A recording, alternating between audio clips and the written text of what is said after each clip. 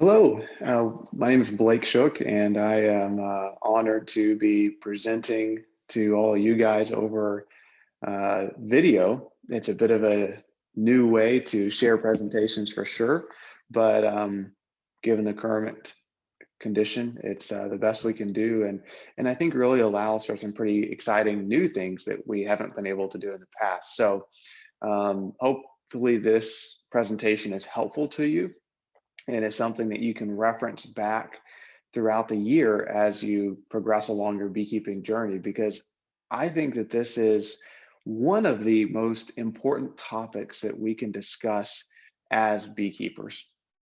When we think of bee nutrition, really it's feeding. I mean, really it's how to feed, when to feed, what to feed, and why it's so important. And this is really a key component of being a successful beekeeper. I often tell beginning beekeepers, and I've said it so many times that some of you are probably already heard it, but when I think of what it takes to be a successful beekeeper, I usually tell people if you can remember two things, you'll probably be decently successful. One, how to control varroa mites, and two, how and when to feed properly. And if you can do those two things, you'll probably be a successful beekeeper. If you don't put the entrance introducer on the right way, it's not going to kill your hive. But if you don't take care of varroa mites and don't take care of your bees nutritionally, your hive may well die. So it's really important to learn how to take care of your bees nutritionally. And this is really critical. So hopefully this presentation helps you understand when, why, and how to do that. So let's jump right in. So why is it so important? There's a variety of reasons, but one of the big things we've learned in the past 10 or 15 years since colony collapse disorder began to occur is that there are a lot of things we can't change in the beekeeping world. When we think of colony collapse disorder, for example, we first started seeing that in about 2006. It's now largely agreed that colony collapse disorder isn't caused by cell phones or one pesticide that's on the market or one issue. It's caused by a variety of issues attacking the bees and their immune systems all at once, causing them to collapse. Things like a diminishing amount of clean forage for bees, new pesticides that are on the market, uh, pesticides that we sometimes put in the hives, stressors due to all the things we do to our bees, viruses carried by the varroa mites. There's a lot of things that stress the bees, if you will. And there's enough of those things nowadays impacting our hives that they often can't stand up to all those stressors. And so the hive collapses. And as a beekeeper, we can't just fix the amount of forage that there are for bees. We can't just ban all unfriendly pesticides from the market that are harmful to bees. There's a lot of things we can't change, not quickly anyway. And so as beekeepers, we've got to look at, well, what can we change?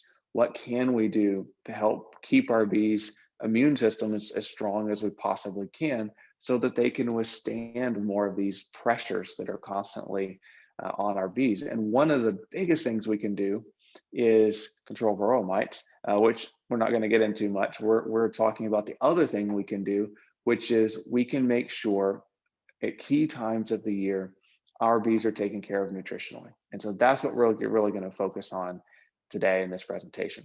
So I love this slide. I'm not going to sit here and read it for you. You guys can read it off the screen. But this is just what an average feral hive uses in 1 year. When we talk about feeding, bees essentially spend their lives gathering food for the hive. And as you can see from this chart, bees need a lot of resources each year just to survive. And they have to bring a ton of honey in, a ton of nectar, a lot of pollen, water, resins, or propolis. And if there's a year that there's a drought, for example, or if your hive wasn't strong enough to bring in all these resources, we've really got to step in as beekeepers and make sure our hives are taken care of nutritionally to supplement what they may not have been able to bring in. You know, I get asked all the time, for example, from the general public and even from well-meaning beekeepers, you know, do you ever feed your bees? Because the assumption is that if we want to be natural beekeepers, or if we want to, you know, be organic beekeepers, or passionate, die-hard natural beekeepers, then we shouldn't feed our bees. You know, that's unnatural. And honestly, I don't really agree with that because um, given the option of letting my bees starve to death over a cold winter or a drought summer, or supplementing my bees and taking care of them, I'm going to feed them. You know, no one would ever say, well, I'm going to raise cows, or I'm going to raise horses, or I'm going to raise goats, and I'm just going to put them out in the field and, well, boy, I hope they make it. And if it's a dry year, then, and they starve to death, well, okay. I mean, that's a horrible way to care for animals that are entrusted to us. And bees are no different. I would never put a beehive in my backyard and say, well, I'm not going to feed them, I hope they make it. You know, that's not practicing proper animal husbandry. And so as beekeepers, I think we have a responsibility to make sure our hives are taken care of. And if that means feeding them sometimes, then so be it. I mean, that's how we take care of them. So this is interesting. It's just kind of a fun exercise, really. It's what a hive, it's what it takes to raise a brood in a hive. So this is just it doesn't really have any practical application. It's just really cool. And so I love throwing this in this talk, but it takes 130 milligrams of pollen to produce one bee in a hive. It takes 130,000 milligrams, thus, or 4.6 ounces of pollen to produce 1,000 worker bees. The average pollen load, so when a bee packs that pollen on her hind legs and flies into the hive with it, the average pollen load weighs 15 milligrams.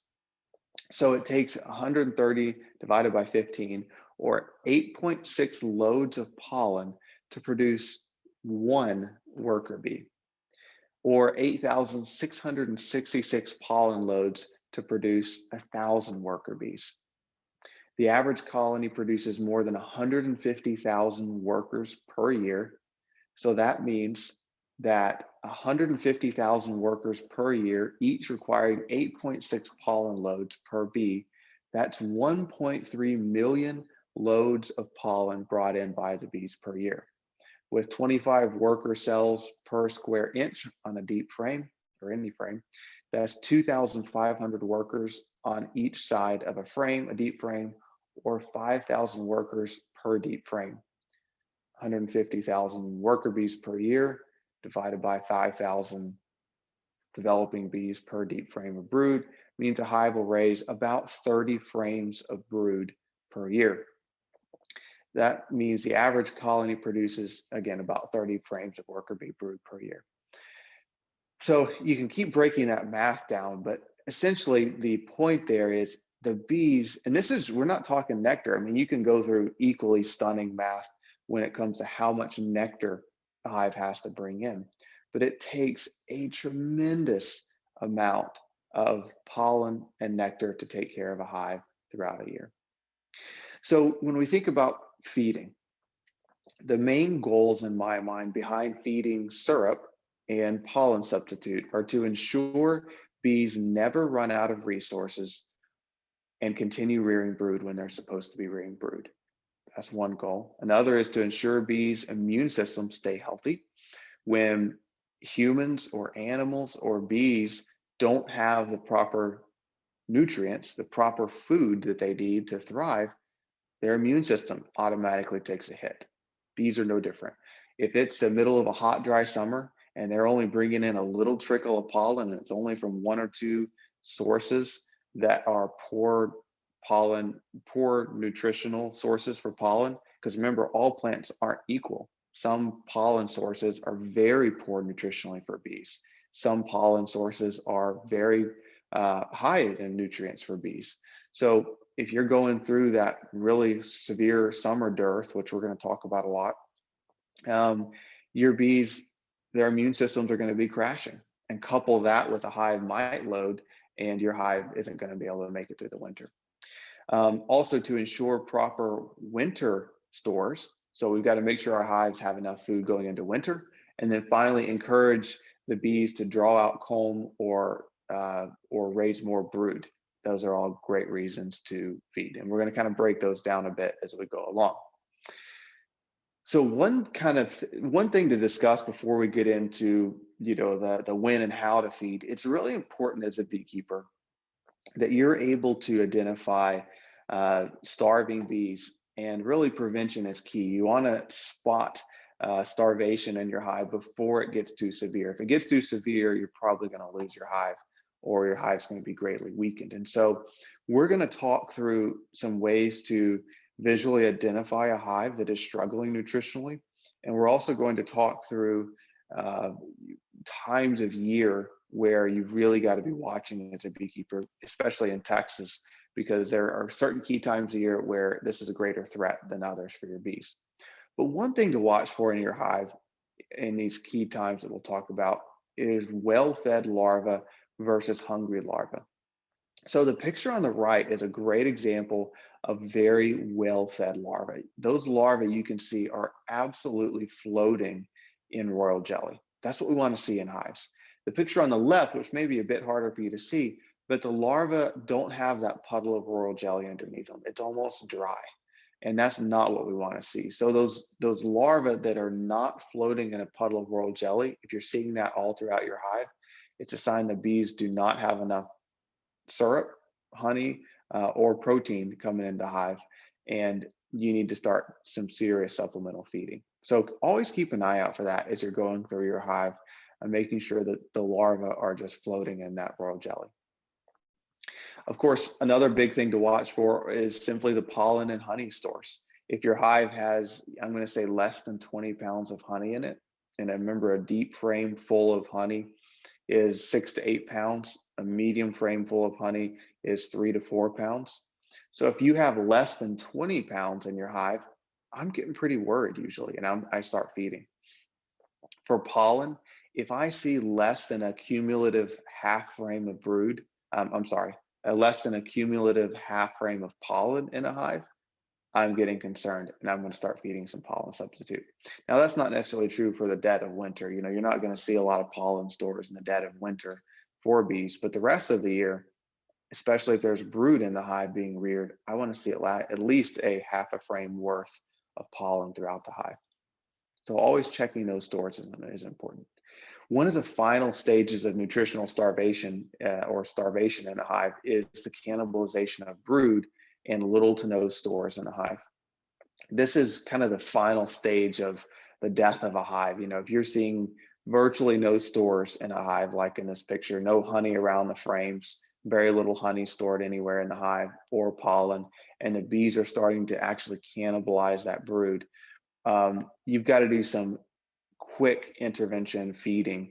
And even then, it's kind of iffy if your hive won't make it. So this is what we want to prevent. We want to catch our hives far before they get to this point, because once they start cannibalizing brood and they're almost completely out of resources, it's really hard to save a hive at that point. So we've talked a lot about the most critical times to watch for nutritional deficits. And I'm going to really try to apply this to Texas, but this is largely true in a lot of the South. And these principles really apply no matter where you are in the country. But one big thing to watch for is late spring cold fronts. And this is, that are lasting several days. So in the South, this often occurs in March. So our bees start brooding up sometime in February. Generally, the days start getting longer. You've got a trickle of a pollen flow, and the queen starts laying like crazy. I mean, this is the time of year where the hive starts exploding in growth. They are consuming a tremendous amount of resources as they start their spring growth. And so as they're doing that, it's not uncommon to have cold fronts blow in that last a week or more that prevent the bees from foraging. It might also even freeze and kill a lot of the early blooming flowers. When that happens, your hive's in a really precarious position, because now all of a sudden they've got 8 frames of brood that they're trying to feed.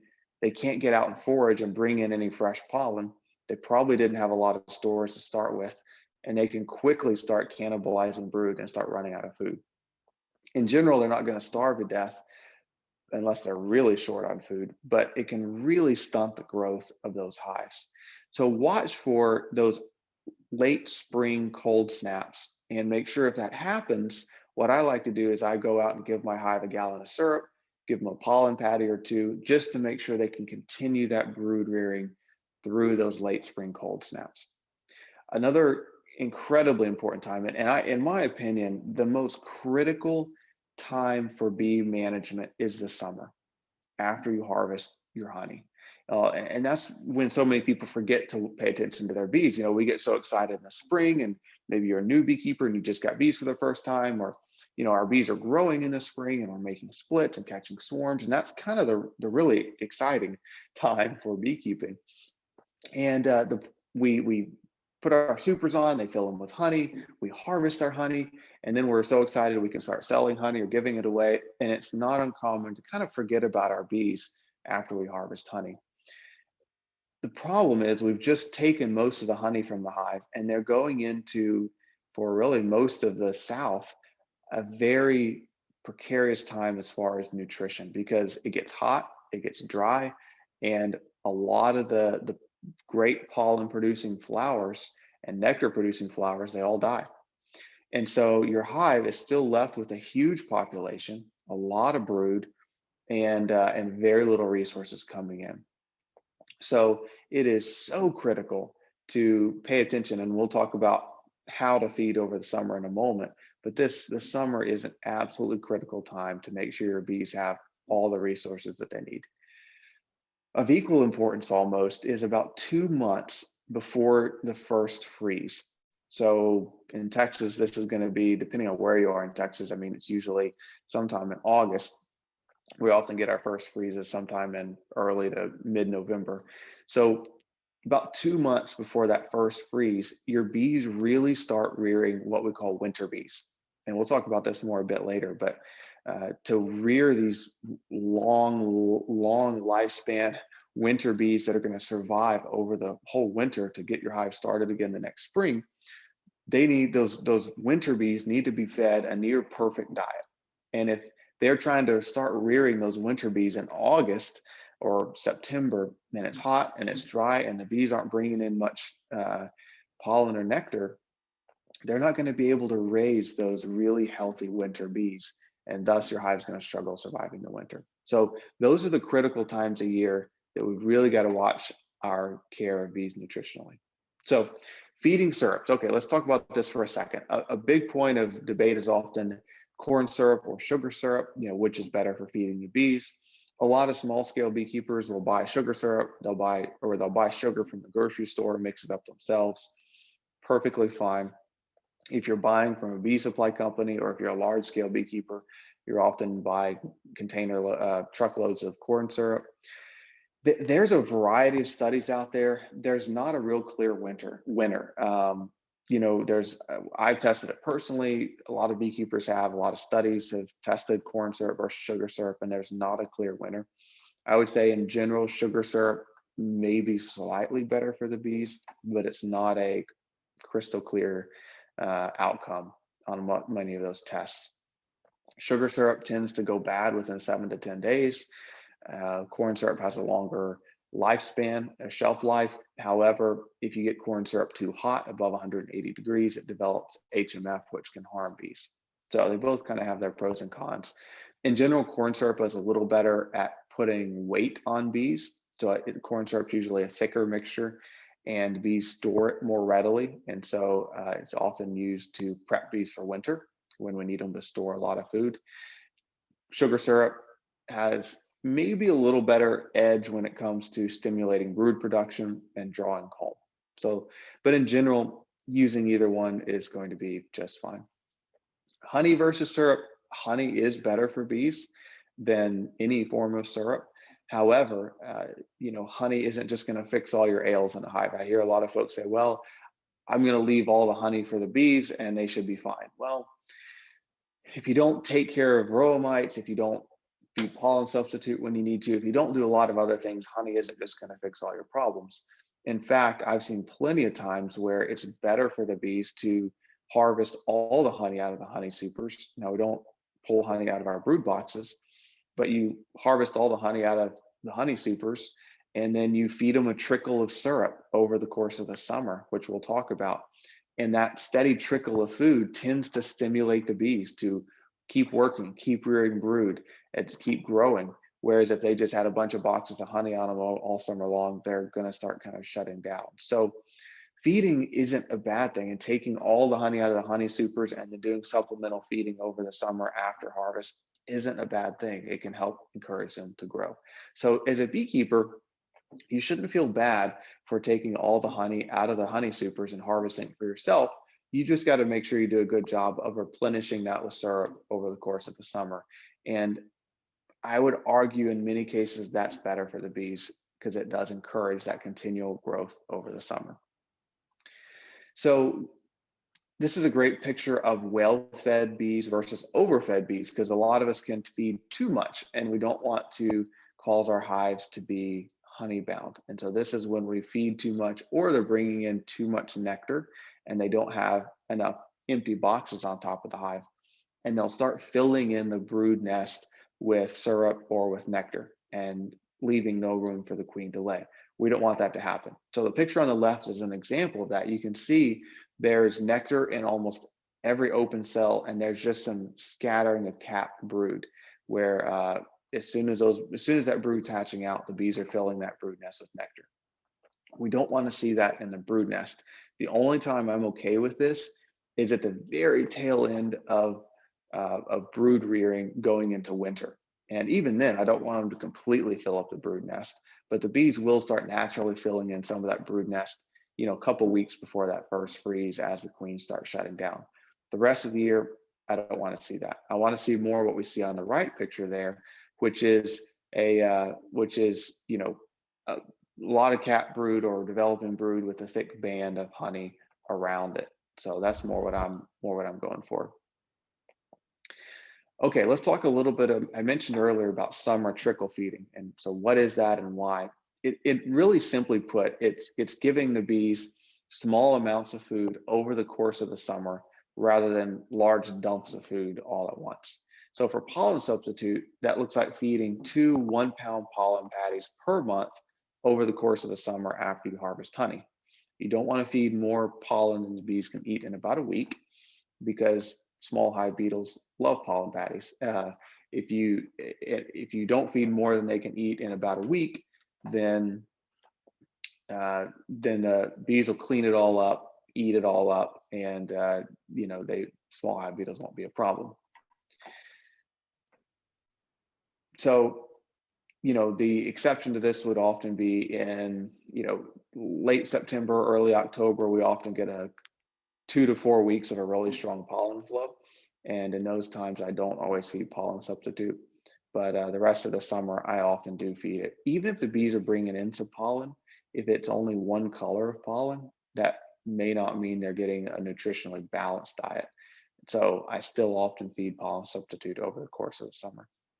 And then for sugar syrup, I feed 1/4 to 1/2 a gallon of 1-to-1 syrup per week until the hive has about 30 pounds stored in the second box of the hive. And then I'll just really work to maintain that over the course of the summer. And then as you transition into fall, and really, I'm going to say as you transition into late summer, early September, early to mid-September, I start feeding as much pollen substitute as the bees will eat. I'm going to say September, October, and November, I feed them 2 to 3 pounds per month per hive to really help make sure that they have all the nutrition they need to rear those winter bees. For sugar syrup, I continue feeding about 1/4 to 1/2 gallon of syrup through the month of September until they have 30 pounds stored up. And if they don't have 30 pounds stored up by the 1st of October, I start feeding more like a gallon per week to push them to go ahead and quickly store up everything they need. Because by the 1st of November, I want every one of my hives to have 30 to 40 pounds of stored honey in the second box. And 3 to 6 frames of honey, deep frames of honey in their bottom box. That's kind of how I want them to go into the winter. So this is a quick video on when to stop feeding a hive. This is an example of a hive that ate too much food or was overfed, and what to do about it. So I'm going to try to play this video, and hopefully it'll work here. Let me see if we can get it to play. It's always a bit of a challenge.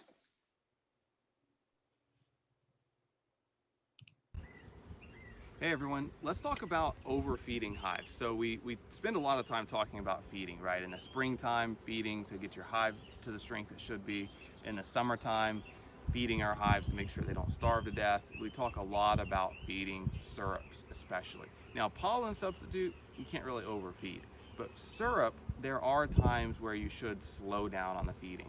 So let's take a look at this hive. This is a hive that doesn't need to be fed anymore. And an alternative is you can always add additional boxes. So you either need to stop feeding in some cases, or if those top boxes are completely full of honey or syrup, you got to add another box. So let's see what's going on in this hive and talk a little bit about when to slow down or stop feeding. There's a small hive beetle, by the way, if you haven't seen them. The most satisfying crunch in all of beekeeping is that little crunch right there. Love that. So, okay, so right off the bat we can see this is a really, what I would call a really good strong hive. You know, when I can see the top is completely covered with bees, that's a great sign. This is a box I would say is 100% full of bees. You can see there's bees between the frames, wall to wall. So I'm gonna give them a little bit of smoke. Get those bees to start running down. And I can see again right away, they've got honey or syrup stored all the way to the outside frames. Totally full, completely packed. Look at that.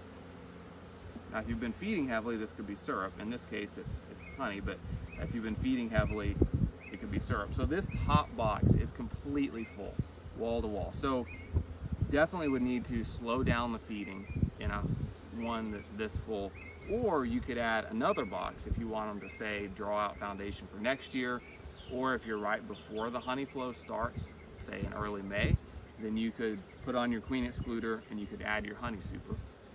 But in this case we're in the summer, and so if it were me, I would probably add another box and keep feeding maybe 1/4 a gallon or so per week and get them to draw out a second box. If you don't want to keep feeding, you could just stop feeding a hive like this because it's completely full. I want to go into the bottom box and take a look at one more thing, because there's one other thing that I get a little bit concerned about that we want to watch for. So we're going to pull this second box off, set it aside. Take a look down here, because one thing I really do not want to happen is I don't want my hive to get what I call honey bound or syrup bound. If you're feeding too much, they can actually fill the brood nest with honey instead of with brood. They'll kind of start reducing down the amount of space that the queen can lay. You see we're kind of making a mess of honey. There's so much honey in here. And so yeah, so this is a little bit concerning. It's not too bad, but you can kind of see they've shrunk down the brood nest area a bit with honey, and every open cell around this brood is full of honey or syrup rather than brood. So I'm going to set this frame aside a little bit. Let's take a look at another frame.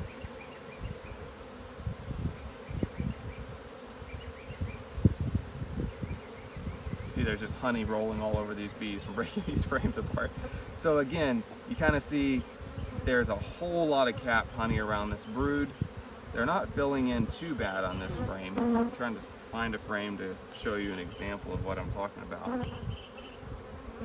But you'll see in extreme cases where everywhere there's an open cell, anywhere in the hive, they filled it with nectar or honey or syrup instead of brood. You can kind of see that here, where they're just filling every available cell But in general, they've still got a lot of great brood in here. So this hive isn't really too bad. It's not a case where they are completely honey bound. I would say that they are on the verge, but they certainly are not honey bound. So again, this is a great sign. So you've got in the middle of the brood nest, you've got open cells that the queen is laying eggs and larvae in. So they are allowing her enough space to continue that laying. Kind of in here, you can see they're starting to do that a little bit in all these open cells where you should have brood. They've put, you can see that uncapped nectar or honey or syrup in these cells. It's not too bad, but sometimes you would see this whole frame that way where every open cell is nectar instead of honey. And you don't want to see that in the middle of the brood nest. On those outside frames, it's okay, but it's not something I want to see in general. So again, with this hive, it's not too bad, but I definitely want to stop feeding them, or I want to add another box so they've got more room, because I don't want them storing all that syrup down here in this brood nest. Otherwise, they'll restrict the area where the queen can lay, and we don't want that to happen. So for other videos, you can always check out texasbeesupply.com. And for now, we're going to go check a different hive. Thanks.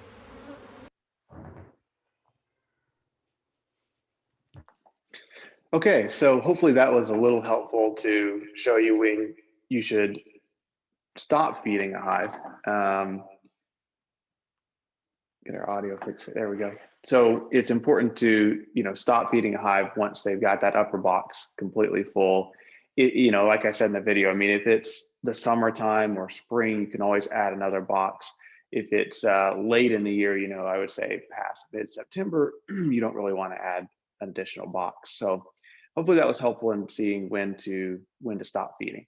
So, okay, this shows also when you think of pollen stores, summer versus fall pollen stores. The picture on the left I took over the course of the summer, and you'll often not see much pollen. This frame has a lot of capped brood, and you'll often just kind of see a scattering of pollen throughout the brood nest in the summertime. And that's often when I start feeding pollen substitute, because the hive doesn't have a whole lot of pollen stores. Versus the picture on the right, you often see in the late fall, early fall, as the pollen stores really start kicking in. You'll often see that in early spring as well. You'll see a half a frame or full frame completely full of pollen. That's what I really love to see, but you don't often see that in the summertime. This is just another example, another picture, of a great pollen flow. The picture on the far left, you've got a half a frame of pollen. Picture on the right, you've got that, well, both pictures in the middle and the right, you've got the brood nest there in the middle where they're rearing brood. You've got that beautiful band of pollen around the brood, and then you've got that band of honey. So that's what I'm looking for. If I'm not seeing that, and if I'm not seeing a half a frame of pollen in the hive, if I'm not seeing those bands of pollen around the brood, then I start considering feeding some pollen substitute. So speaking of pollen substitute, where do we place that pollen patty?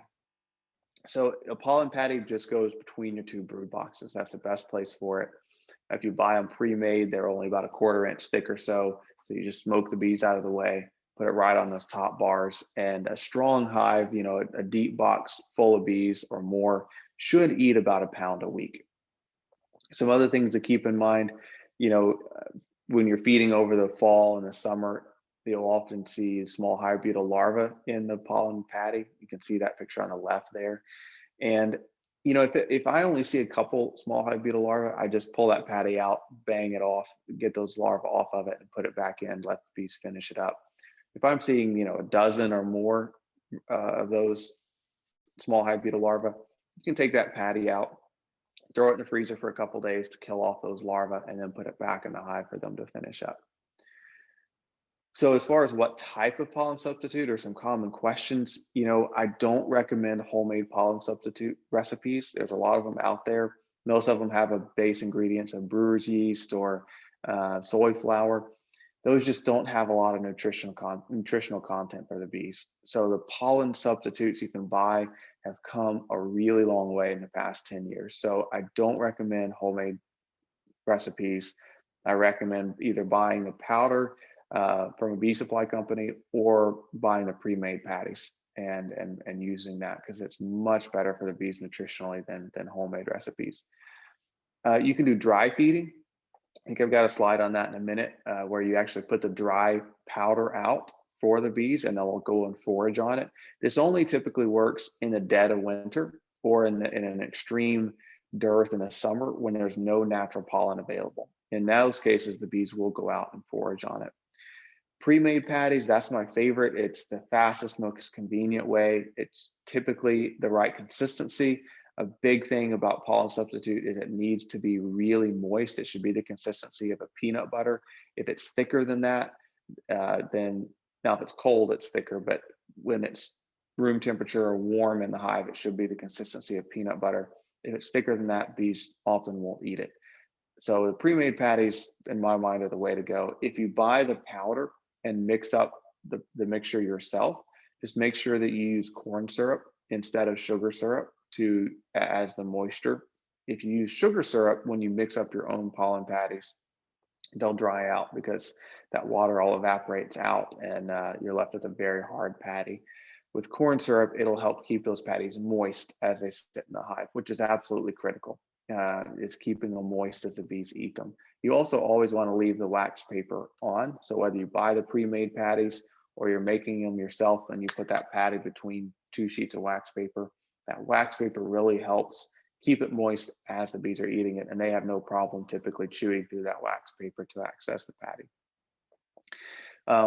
If you buy the pre-made powder, then oftentimes on the bag, it comes with the directions on how to make a wet mix, which is mixing like liquid feed, corn syrup, sugar syrup with the pollen substitute, kind of creating this protein slurry for the bees that you would put in your feeder. Don't recommend that because the small hive beetles absolutely love it. So in southern states, I don't recommend making that protein slurry because it's just the small hive beetles go crazy for it. And then as far as what brand to use, my only recommendation there, use a recently developed mixture. So whatever company you're buying from, don't get a mixture that's 20 years old.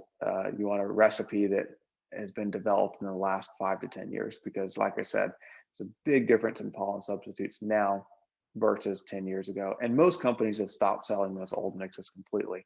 You just want to use a newer developed mix so that you're getting kind of the latest and greatest as these pollen substitutes evolve. Oh, there's a picture of the dry feeding.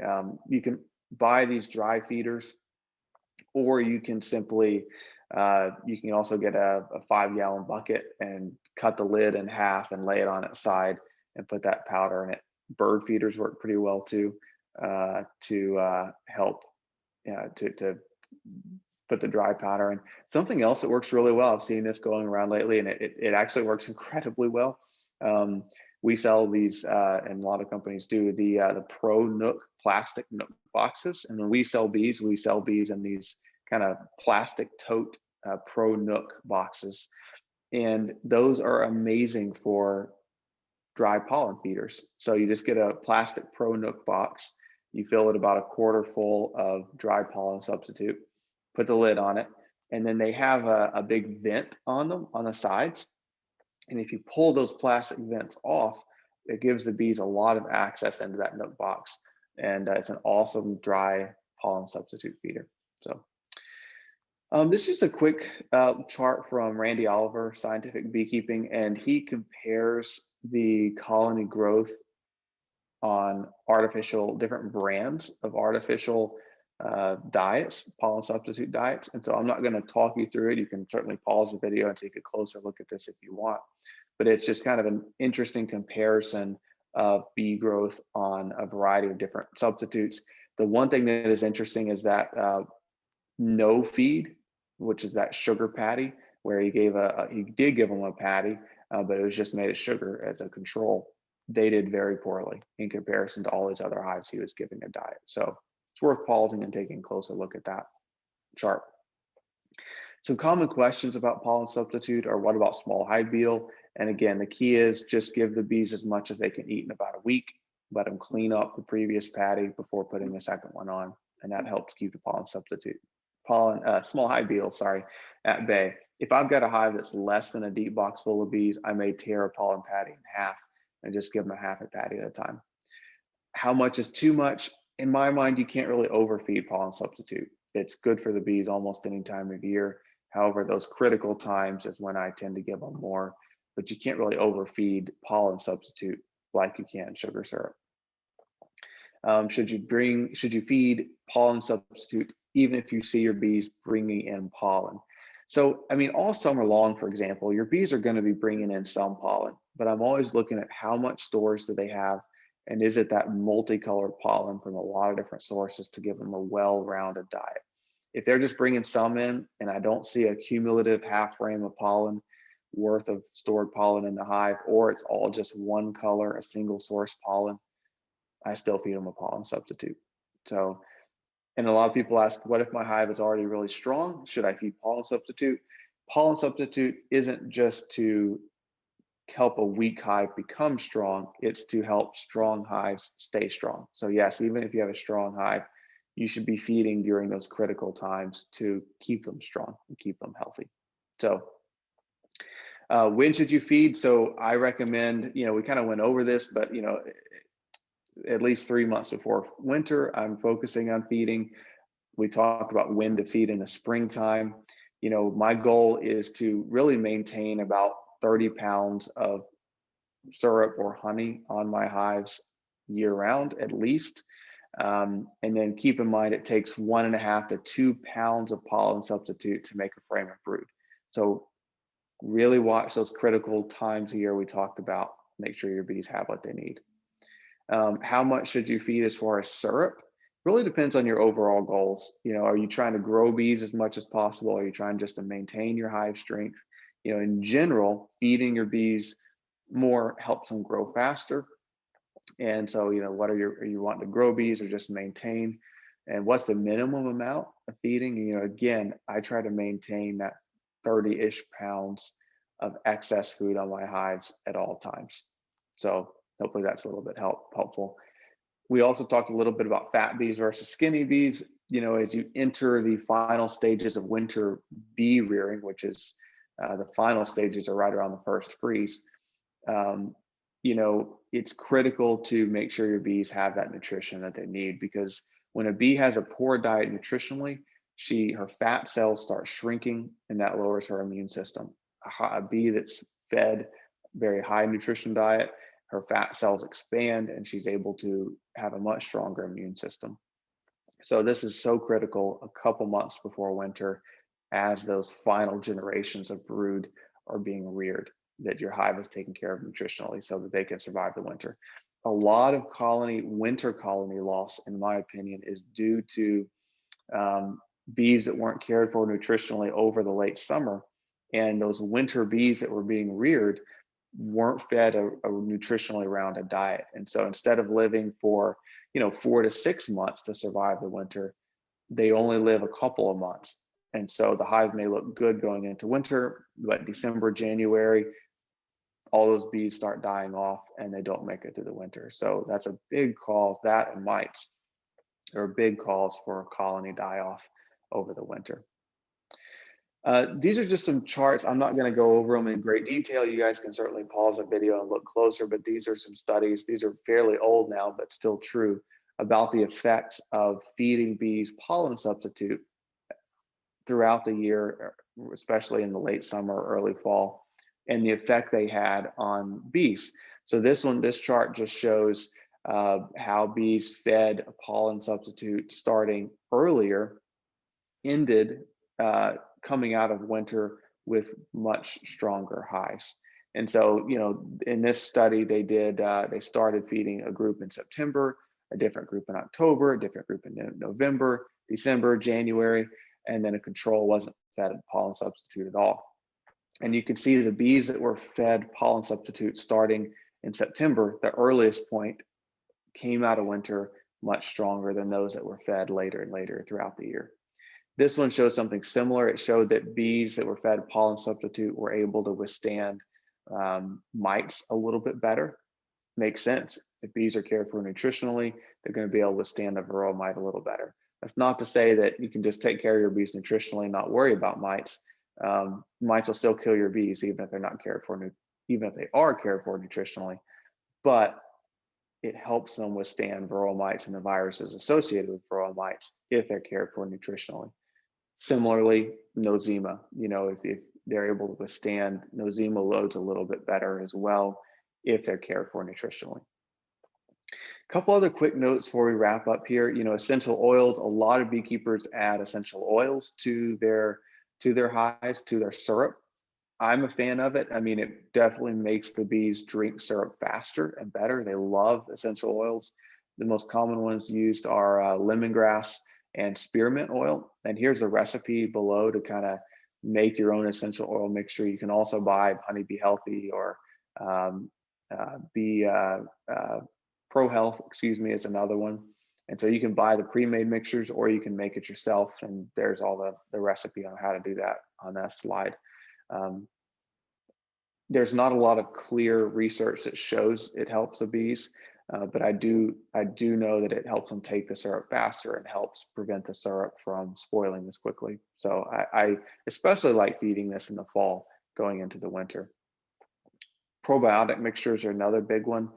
There's a variety of brands out there. I use Strong Microbials is the one I most commonly use, and I really love that one. I like feeding it when the bees are going through nutritional deficits in the summer. I also feed it in the early spring and late fall, kind of in place of antibiotics. It seems to help the bees withstand the varroa mite viruses a bit.